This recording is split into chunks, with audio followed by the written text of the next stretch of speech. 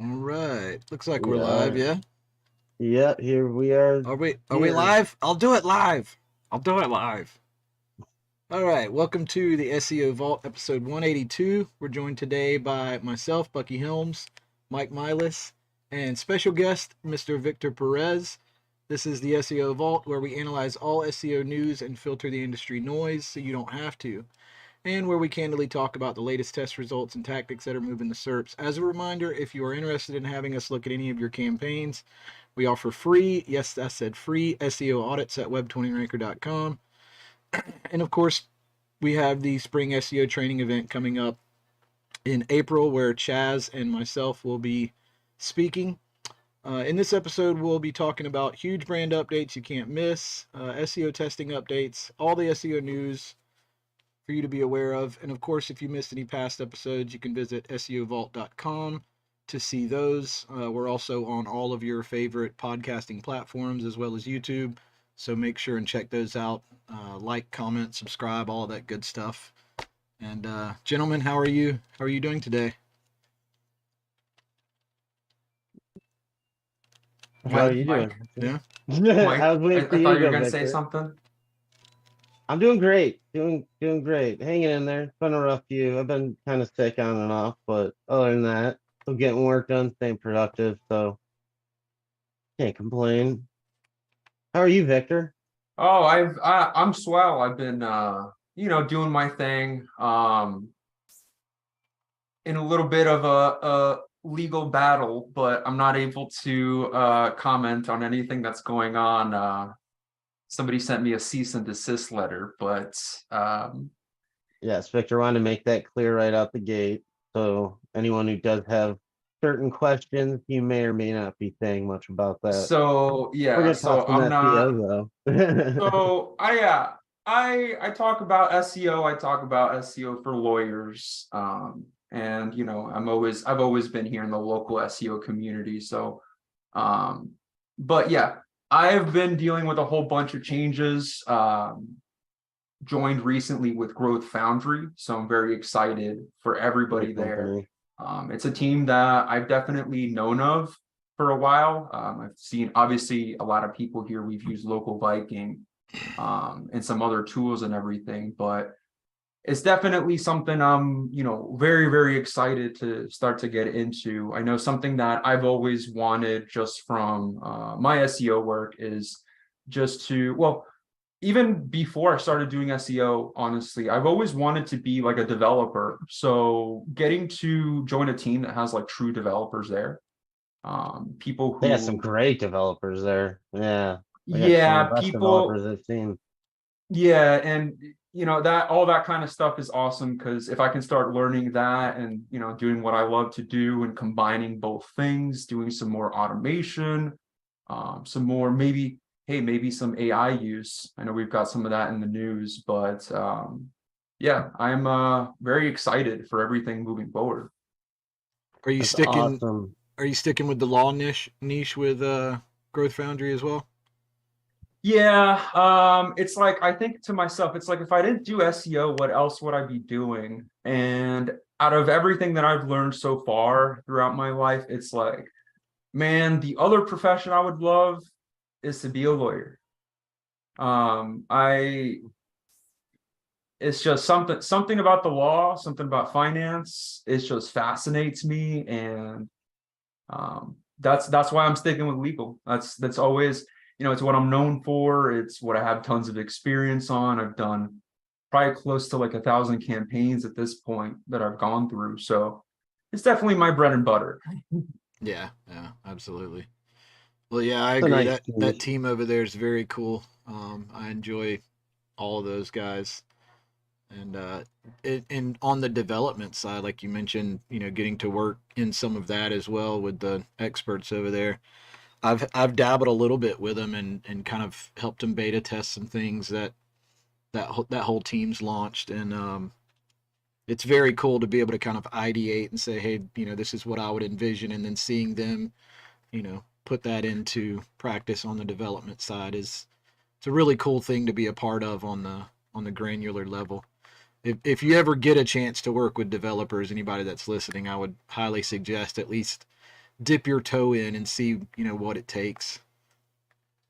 Yeah, I definitely, that's one of those things where, I guess without going into super detail, you can do a lot you can do a lot by yourself, right? But there's only so much you can do. So everybody will have their limit.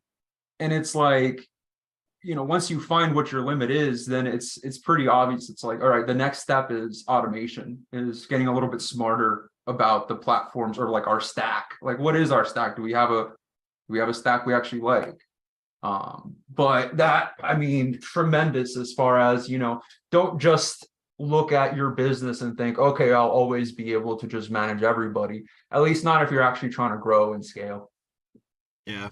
Well, and in speaking of tech stacks, like that's part of that growing and scaling, is eventually realizing that there's specific tasks and things that you need to do that the tools on the market just aren't perfect for. You end up with, you know, 10 different tools to do 5 different tasks, when instead, if you're wanting to scale, you need that perfect tool that does those 5 tasks the exact way you want them to do it, and, in the flow that you want them to do. And that's, where a developer is going to come in. So I found very quickly when I started with Web 20, like, oh, there's a reason we have our own, dashboard. There's a reason that we've developed that out over the years and continue to develop it, because there's nothing else out there that will do exactly what we want it to do without us having a bunch of different tools, and then Zapier to make it work with a bunch of different tools.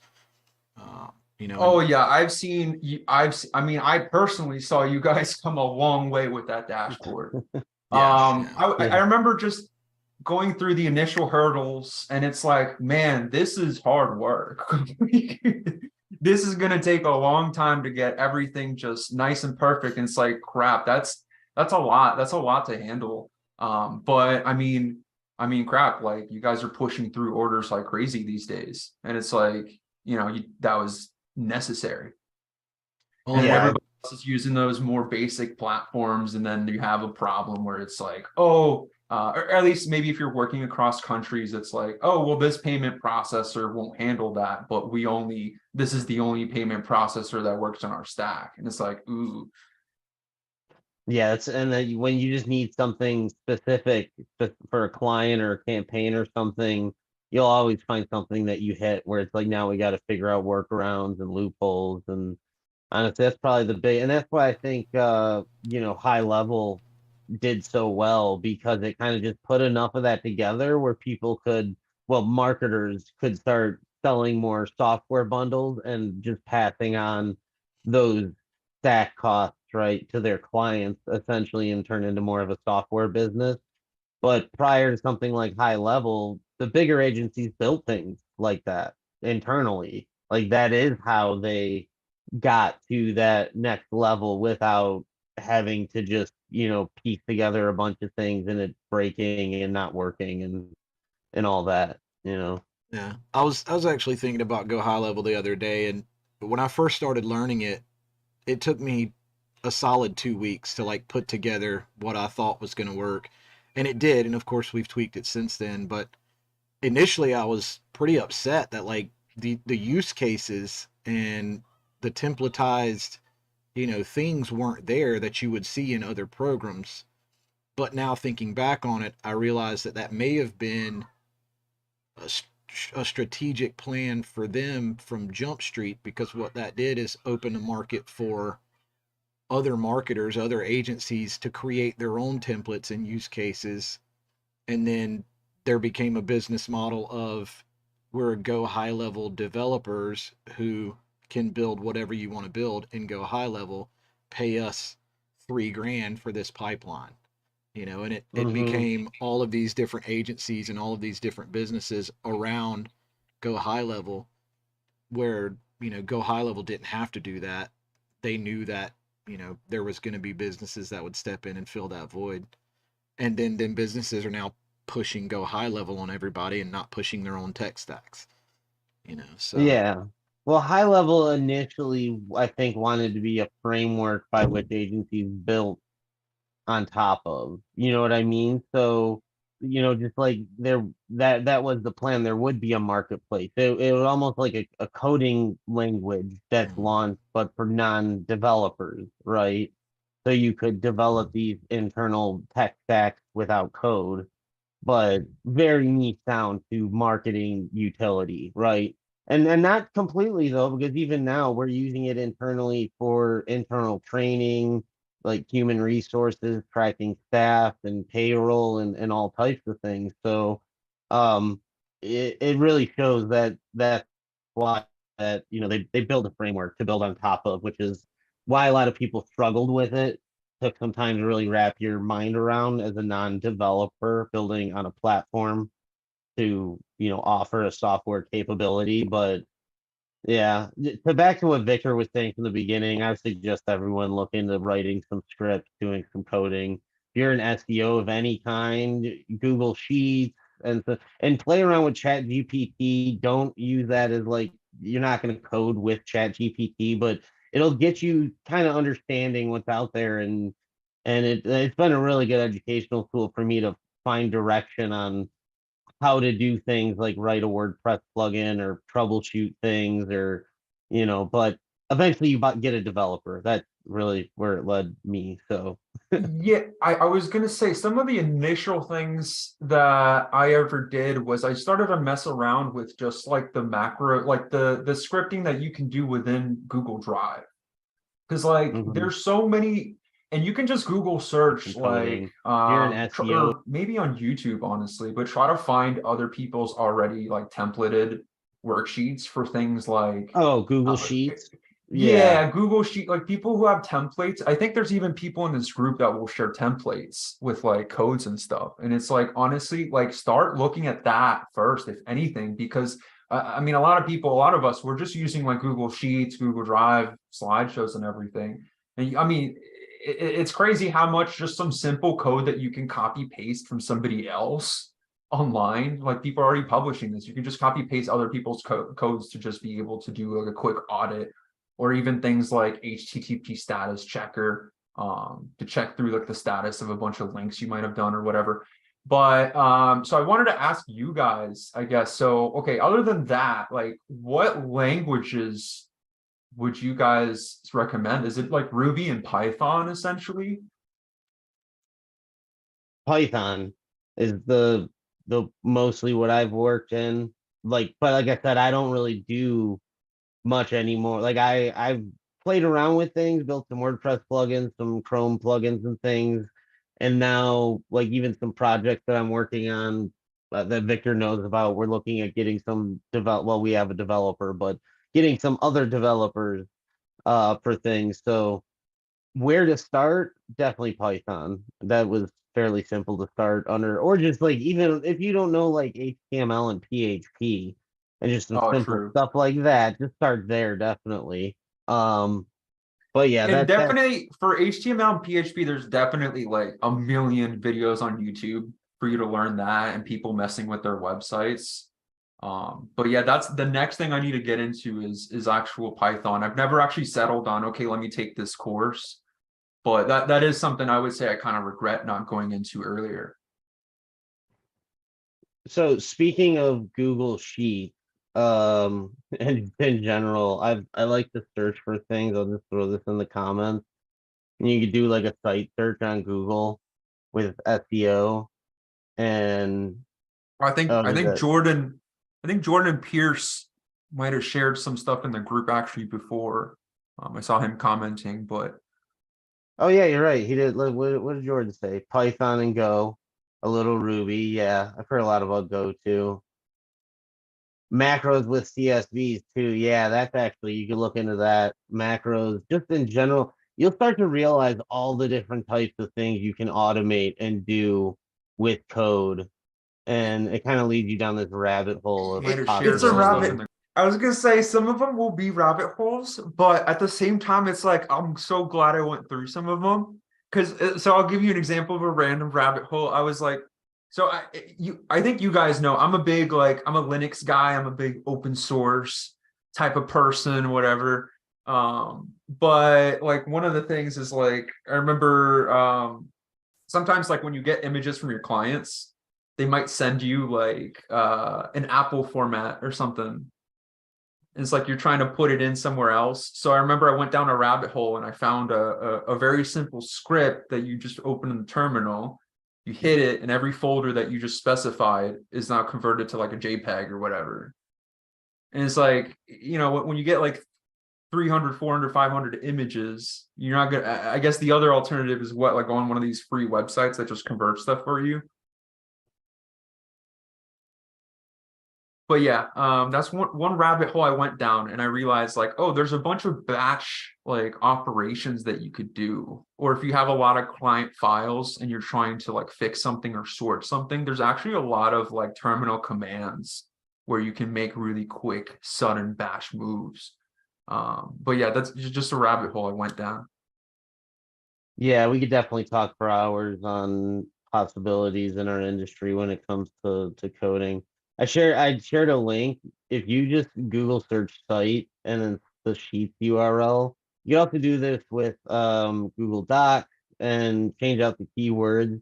You find a lot of interesting public sheets, and I found some interesting calculators, scripts, and just other things that I've seen people. I just threw in the word plus SEO so you can get an idea, but you could obviously put quotes and search all types of things. Um, I like Didn't they pulling up people's presentations too. yeah, did they ever do something about, because I know people used to like, you could find people's like sheets that they weren't meaning to share because they left it on anyone or whatever. Does Yeah, that if it's still happen? Does that still yeah, happen with sheets? if it's like anyone can view with a link, it can index.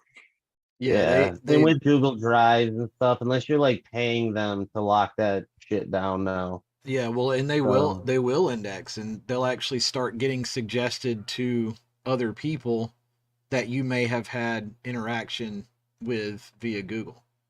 Interesting. Yeah. Yeah, that's definitely a security concern. Well, well, I mean, it's free.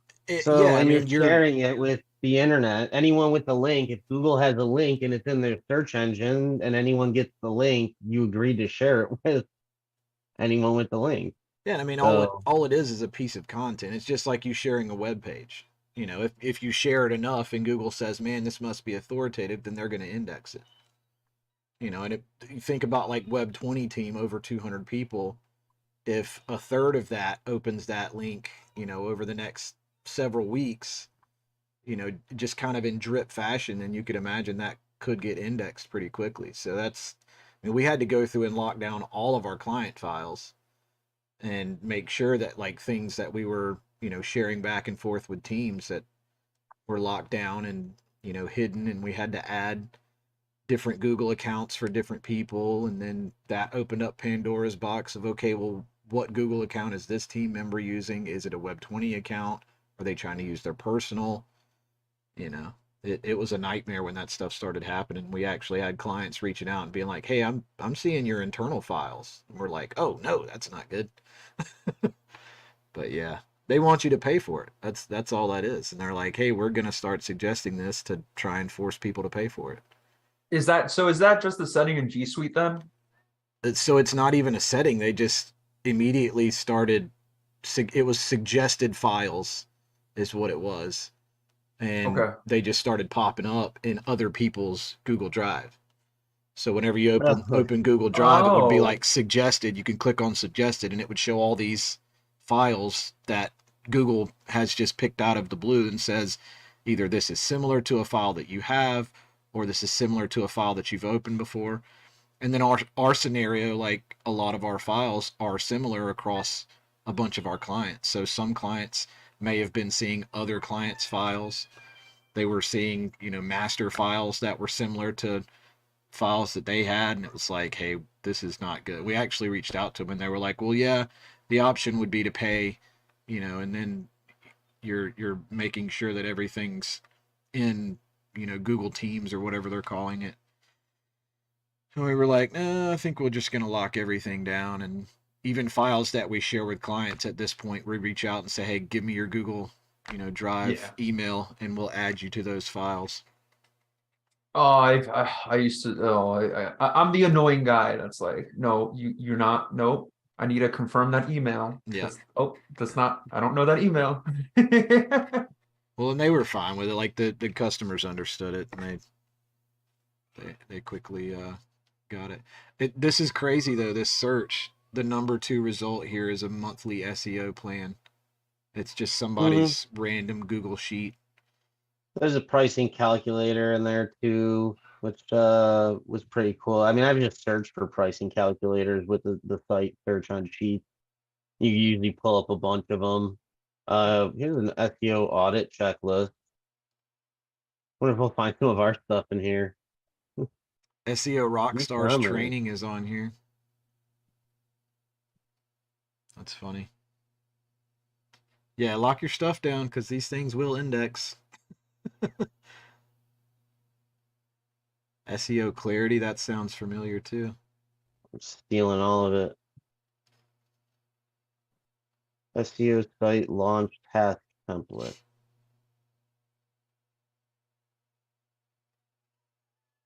A weak template. Whoever made that template, that's weak sauce. Call them Sorry, out. I'm not stealing your template. Yeah, I'm calling you out now. Your template's This is awful. the- We're not stealing it. The SEO spreadsheet shaming vault episode. This ROI calculator looked pretty cool. Had the keywords in here with the search volume and Oh, I've been playing around with one. I think I sent it. It's from like calculoid.com or whatever. They have so many different templates. But they have one that's like ROI with cost per lead in there, and it like you put in your average sales rate and then it'll give out, that average ROI for those leads. Navora. Navora, say your name. I found your Google stack. Found your Google stack. SEO experts in Fresno, CA. We found you. Good. I found your Google form, your Google sheet. Well, is it a Google Google folder. stack? Because if it's a Google stack, then that's indexing good for her or him. I'm gonna Whatever. share it. We're gonna put them on blast right now. That looks like a Google stack to me. I don't know. You tell me, people. I have no problem shaming people for their poor security standards. I'm not gonna say that necessarily, but This is definitely a it- Google stack. let's all admire the quality Google stack work that is clearly indexed in Google. So we're all gonna copy this. Everyone go check the rankings now, see if it's working. Oh, I feel like we're doing something wrong. Good for them. I'm just Googling. Hey, I'm it's just indexed. Google. It's indexed. Good for them. Whether Yeah. Google's going to crawl through that sheet and then follow those links, we don't know. We'll see. Look at this Toronto SEO expert consulting and specialist with an image and a link. No, here's the stack. I found the stack. There we go. Oh shit, wait a minute. Is this a stack or are these? Oh, no, these are Google Plus profiles that no longer exist. Well, there's a G my map in this stack. So Oh, there's no Yeah. way. that Is works the map well. index? Who knows? You want to search it?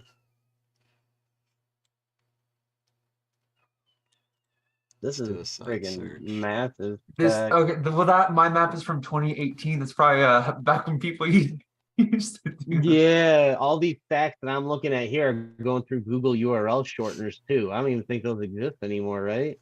Do they still have those short links or like these look like?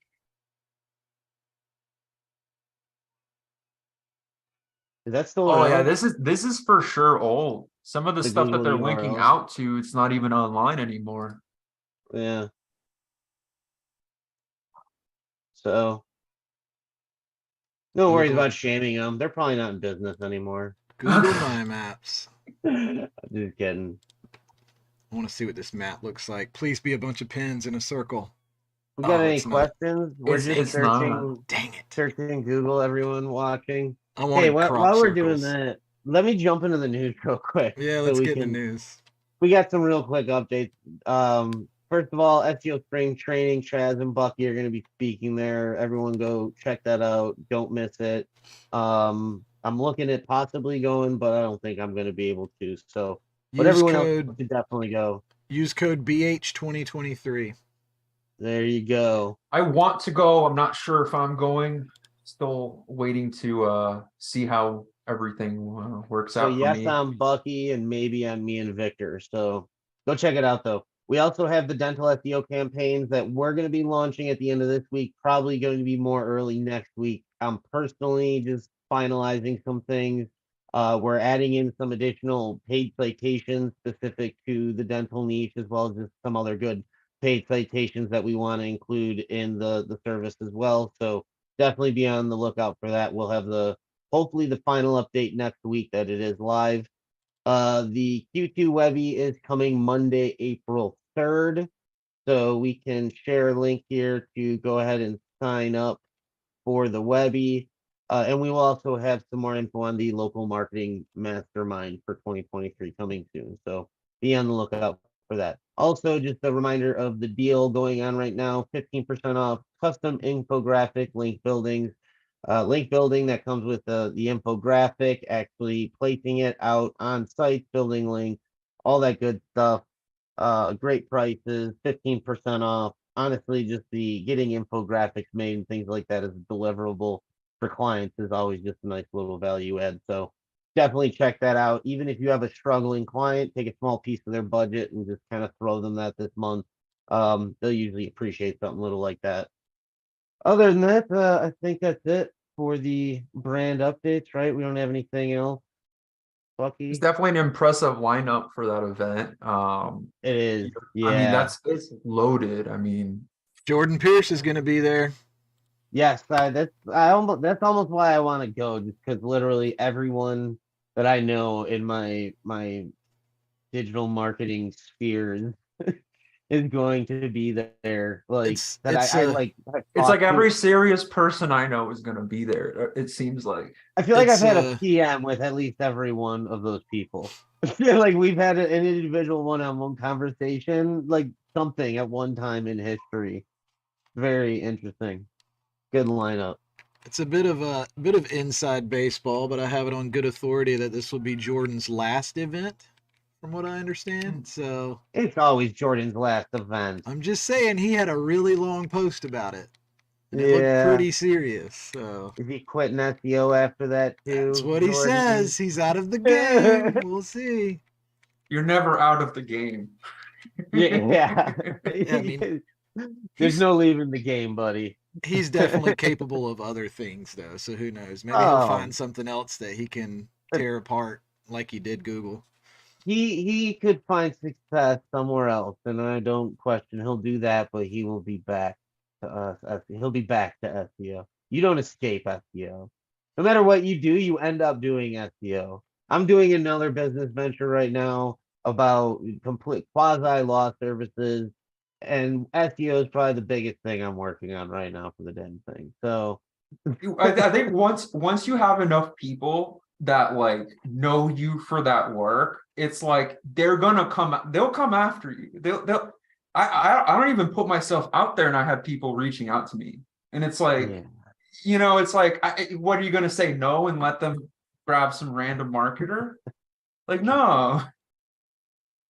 Yeah, I know. And if I try to tell them, well, let's get that budget for some PPC or some Facebook ads, I'm like, well, what about that SEO traffic? I'm telling you, like, I know a little more than just SEO, but yeah, sure, we'll do SEO and we'll wait 3 to 6 months for your brand new business to get a lead. Jordan said he has more retirements than Retirement. Brady at this point. That's great. That's awesome. Yeah, I mean, it's good. It's good. Some of the great Michael Jordan retired, came back. I mean, if you don't retire and come back, how good are you really? That's the question. I think Billie Jean is marketing is on his like 5th retirement now. Last I heard. I don't know if anyone's seen the recent ads from him or not. I see him pop through every now and then. I saw one, I think it was yesterday, he was talking about Chat GPT. And I was like, wow, it took him a while to start talking about GPT. I thought he would have been on that sooner. Yeah, ChatGPT is an awesome tool. I'm getting to the point though where I'm not phased by people, like, oh, I got like a prompt builder or like, yeah, it's cool. Yeah, like send me that plugin. I'll take a look. Like, I'll see if it works. Like, but a lot of stuff people do tell me about, I'm like, you're not even using that. Like, you're just having fun with ChatGPT, or it's like a cool plugin that doesn't really do. Like, I'll just make a better prompt myself and do better things than some of these like prompts I've seen people like write in an SEO optimized article, which I did some tests on, right? That's another thing. It's like, if you're known for the SEO and you come in with something like that, I guess it's different than the millions of people that are messing around with Chat GPT because their parents are even talking to it about them. Like, Schoolwork. Yeah. I mean, I use it for creative stuff all the time, and I also use it just for like educational, like research, not factual things, but like if I'm troubleshooting a code, I'm definitely going to go to Chat GPT, you know.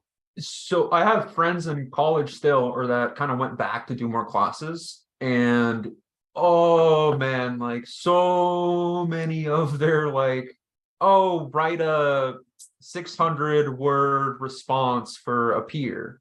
It's like and he's like screen sharing all the responses from his class, and I'm just like, oh, that's Chat GPT. That's Chat GPT. That one looks the same as that one. I'm just like, oh my god. Yeah. Yeah, you definitely got to know your use case. Like you got to know its purpose. Like if, like I said, I'll use it for like if I got a bug on WordPress because like I install a plugin and there's some kind of like issue with another plugin, I'll maybe go throw that in Chat GPT and see if I can figure out what's going on. If I'm like developing a WordPress plugin, I'm not gonna do that because my site will get hacked in like 15 minutes or something.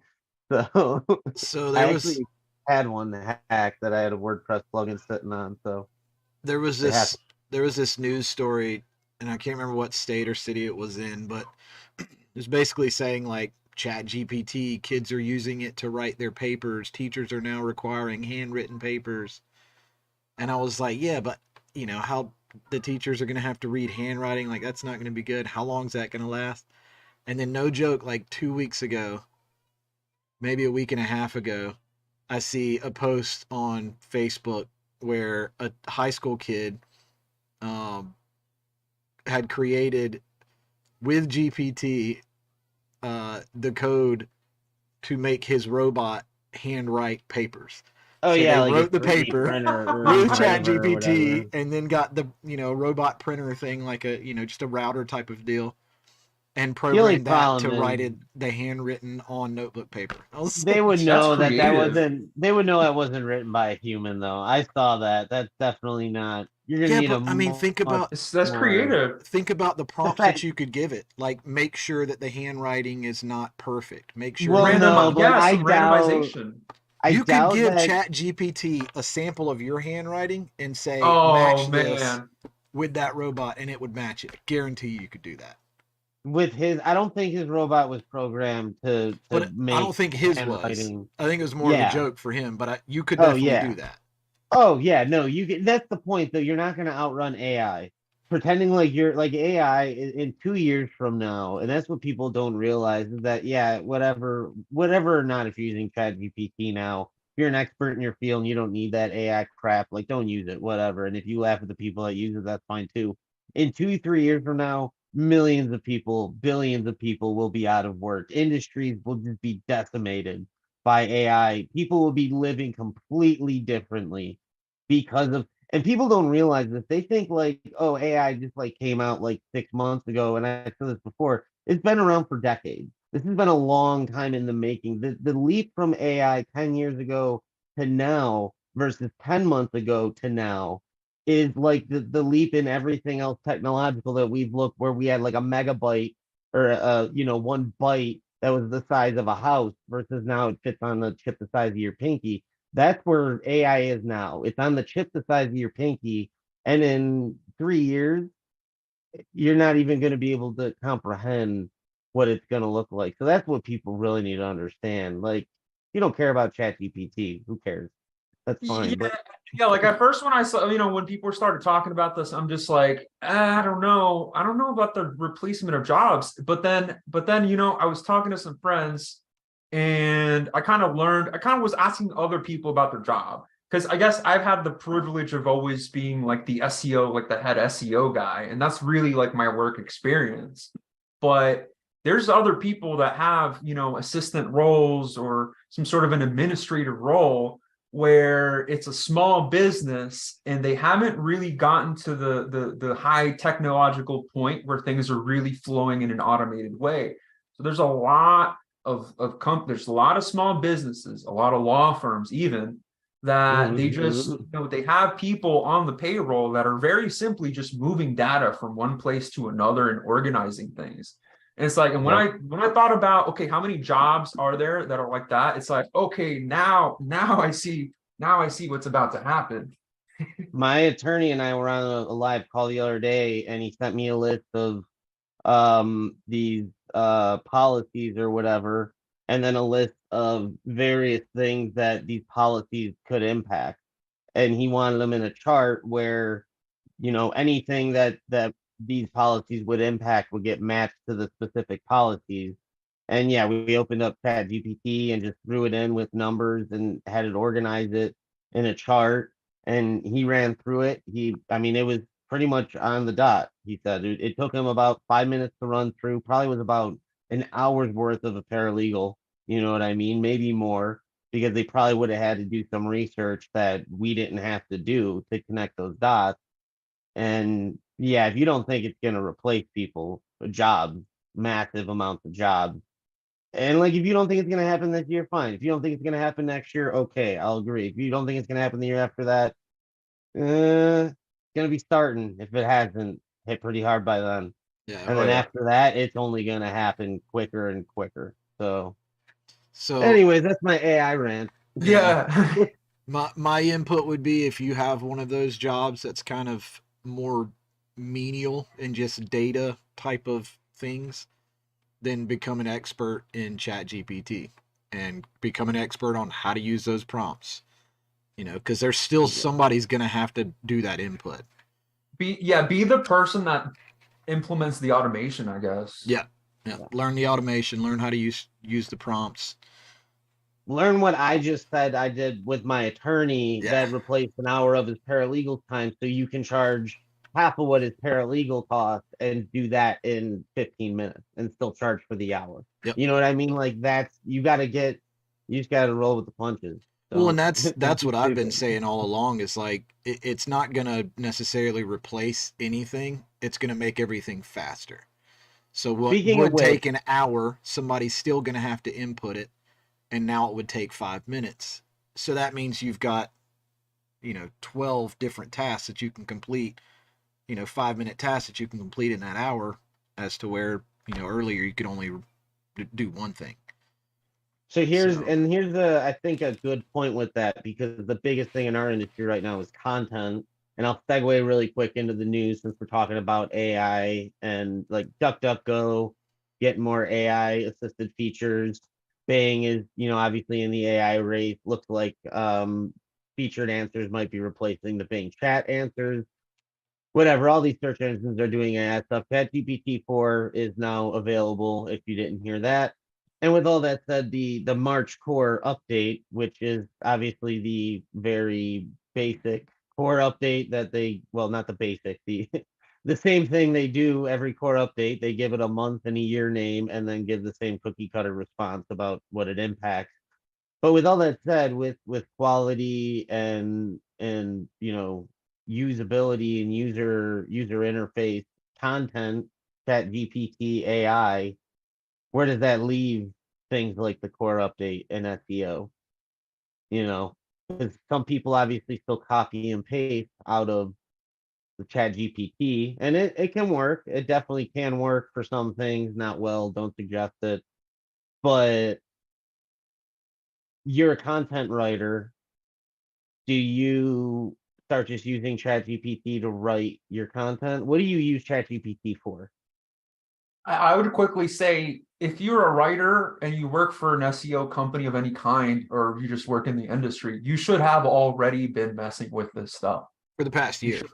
You should have. Yeah. Because when ChatGPT blew up, that wasn't the first time many of us were messing with AI. No, And we had Jasper and yeah, I mean, just all look of at Jasper. Like, look Yeah. how far Jasper came. Here's the thing though, is a lot of content writers will be against AI because it's AI.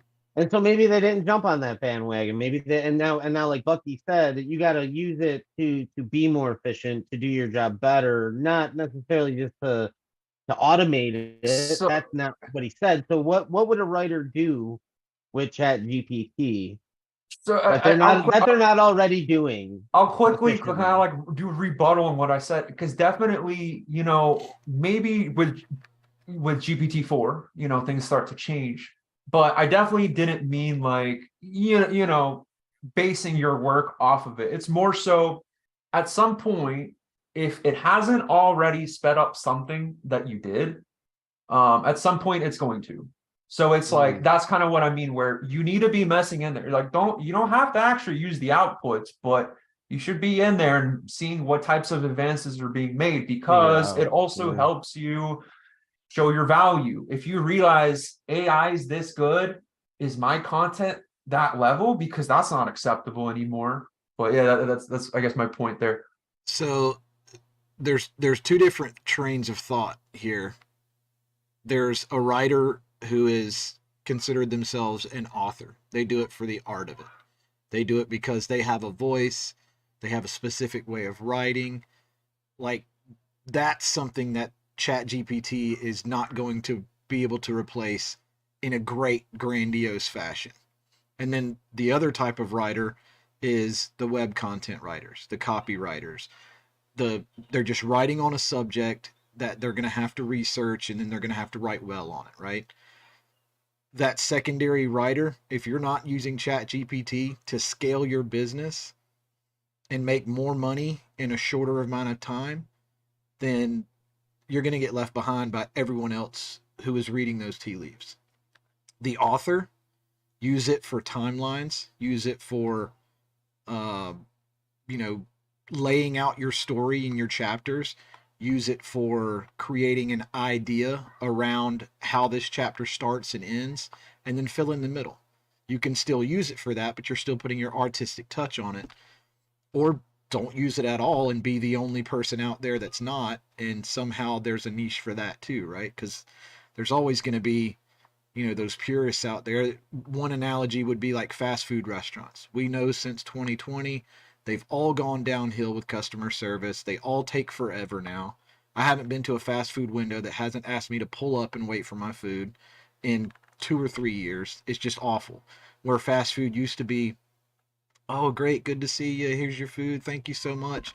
It's more like, here, what'd you order? And then it's usually wrong at this point. And in that scenario, like, we know that's not coming back. They're not getting paid enough. They've never gotten paid enough. And then the world shut down and they realized, oh, I don't have to work for money. So I can sit at home and the government's going to give me money. So that tier of worker is now understanding that, like, there's other things that I can do. And a lot of them became gig type workers. They started doing online work, right? So they knew that there was other places to make money. So fast food's not going to come back. It's going to be crap, and it's going to be replaced by robots. We've already started seeing that.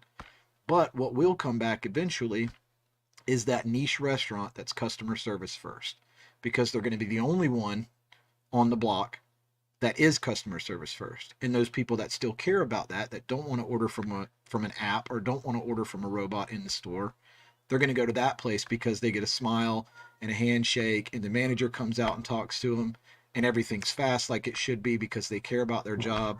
Like, that's cost $1,000 a plate. Yeah. See, like that's buying a pricing horse will now be versus there. the car. You know pricing what I mean? pricing will go up, right? It costs more to do that, but if it's the only one on the block, people will pay for it. They don't care because they want that It'll be the only experience. one because that's the only one See, that can afford to be And open. same thing with the See- author, right? You're still going to go to that well-written, grandiose author because you know for a fact they did it on their own. They didn't use a robot to help them.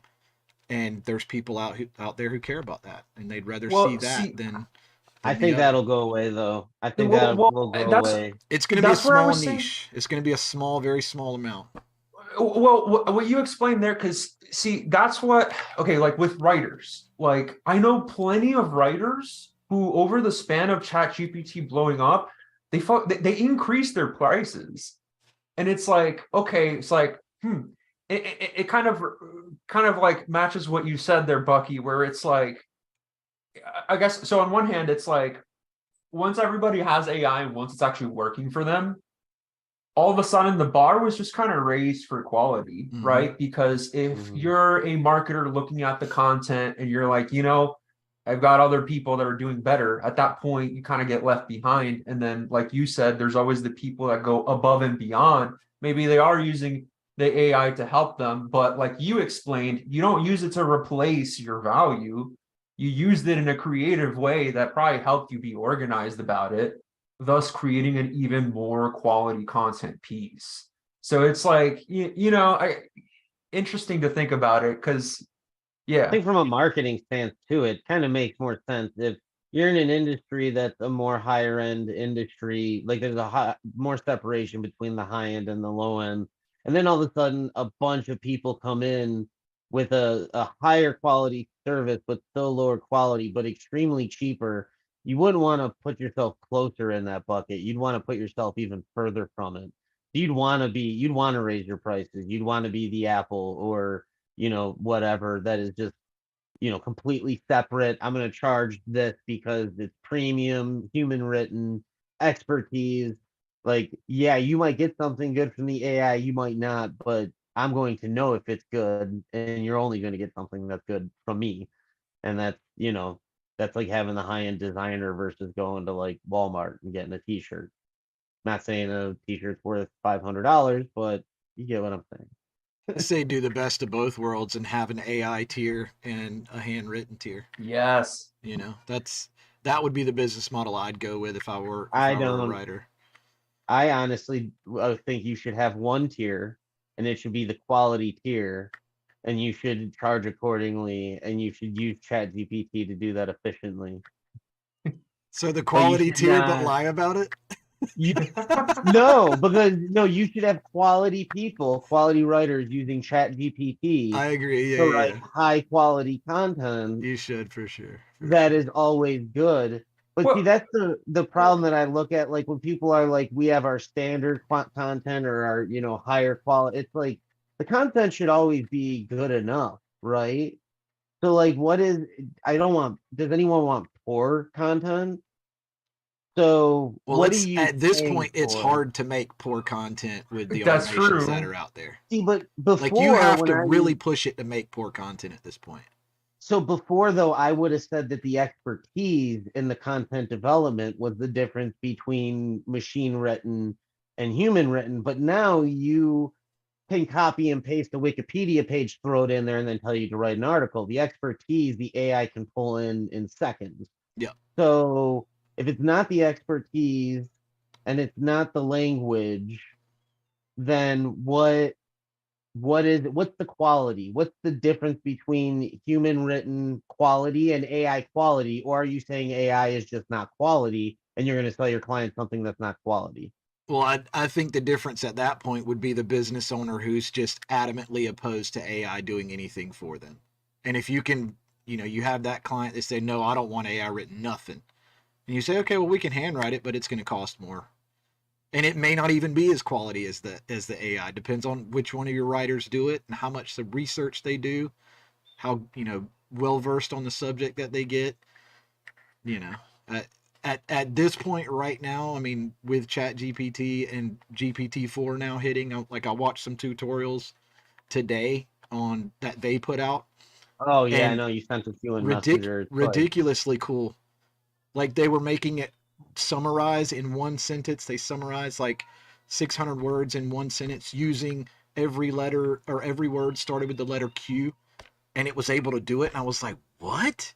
There's a lot of bad writers that will be able to write exponentially better Yeah, because of AI. So absolutely. that is not the question. Yeah. So I still think there is. I think the expertise would probably be. That's what I was getting at. The main thing, because you could have AI write a law article, but only a person who knows law can really determine if that is accurate, if it communicates well, if it's written for Yeah. the right audience, all those things. Well, So and having that writer that you don't have to proof, like as a business owner or somebody internally having to proof everything that that writer does because they used AI. Like if they're not an expert, then somebody's going to have to proof it before it goes live, especially in regulated yeah. niches and that sort of stuff. So And so that's my point too. I just wouldn't offer AI content, or if I use AI content for my attorney's campaigns, I would just use it, but I would use it with someone who was a writer that knew the laws, that was using it to make things more efficient, just like them using like Microsoft Word instead of a typewriter. Like that would have them do that as well. But at the same time, like I have an issue with this like separation of like quality content, not qual. If I had a client that was like, I don't want you using AI, I would be like, you do not want us using computers? yeah. Like, what do you like? Yeah, What do you? When's the last time you didn't use your credit Should card? we Like, get not out of use here. software? Like, should we just cut? Should we not use the internet as Yeah. well? Are you Like, so against that's growth and speed? Is that what you're telling me? if you have a problem with quality of the work, or it not doing like what it should be doing, you know what I mean? Like if I come to develop a software for you and I go code it in Chat GPT and then your whole website gets hacked, yeah, then I'm responsible.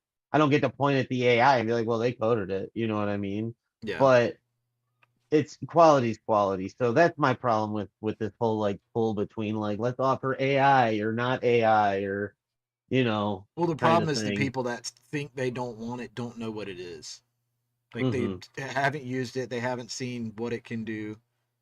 You I know. would just not even tell people. That's my stance. We make content. Yeah, we handle your We use content. Don't worry about where we proprietary get it methods. from. well, I guess that's currently how I would do it is like, hey, look, I didn't keep my writers from using it, but I do check my writers' work before it goes out, you know.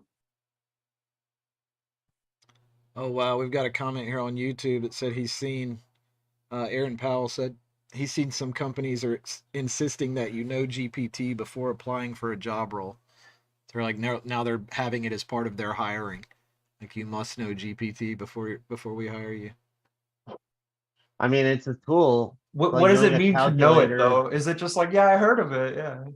Yeah, Well, I I guess like asked this question experience once. using it, like how to how it works and prompts and get it to do things. Which I mean, as of right now, if I'm trying to scale an agency, I'm not hiring writers that don't know how to use AI to write.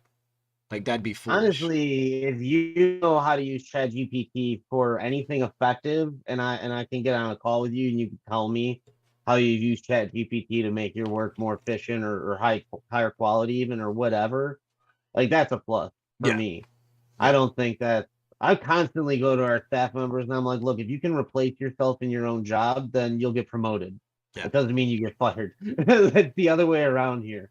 Like, we want you to do things in half the time and then come to us and be like, I'm not gonna get things done 10 times faster for the same rate. You Yeah, know what I mean? I do. Yeah, I do like the idea of always kind of like what's it called? Like encouraging them to be using the latest stuff in Hmm. some degree. Like okay, oh, you're the type of person that actually keeps up with the industry and looks at news and you're actually in it like that, that's a different type of employee. Yeah. And then we could pass that on to other people in the industry as well, like in our company, which is one of the biggest things honestly I look for when reviewing staff, is the innovation they bring within their team or just within other people, which can also just be like motivation and stuff like that. But yeah, knowing how to use a tool, or even just playing around with the tool and being like, oh, this might work. Like, I haven't really used ChatGPT for writing schema, but Rhea, no one wants your damn reviews, okay? Stop commenting on Facebook. I've used it. deleted. I have used it for.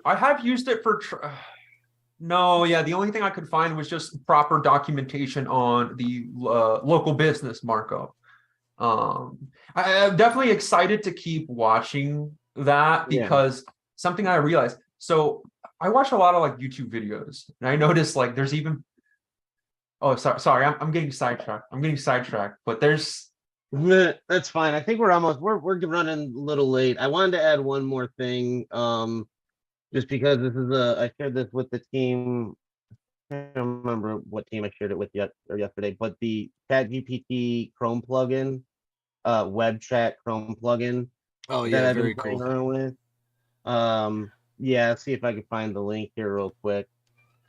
This allows you to turn ChatGPT into a web crawler that can scrape top searches and use that data for your responses. So anyways, what do you got, Bucky?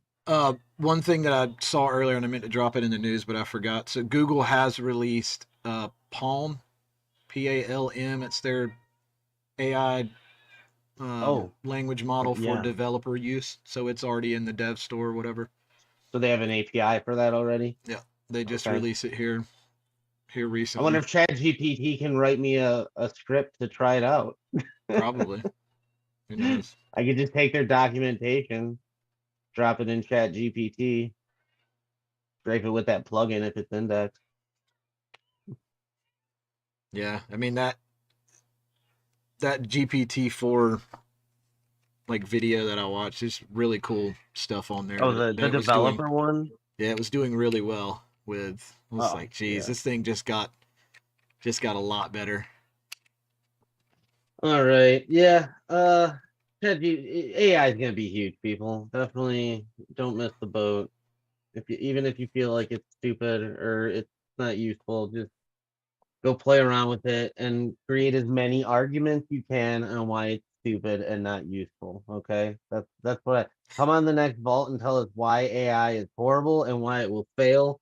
I want well thought out arguments from everyone who has not tried AI yet because of that reason. Nice. Awesome sauce. Well, let's close it down.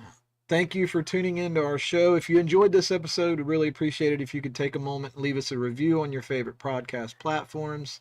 Help us out in the algorithms on those platforms. Your feedback helps us improve and grow and helps more people discover our show. So go ahead and tap that review button. It only takes a few seconds and it would mean the world to us. Thanks again for listening, and we'll see you guys in the next episode. Special guest Victor Perez, thanks for coming, bud. We'll see you next time. For sure. Peace out.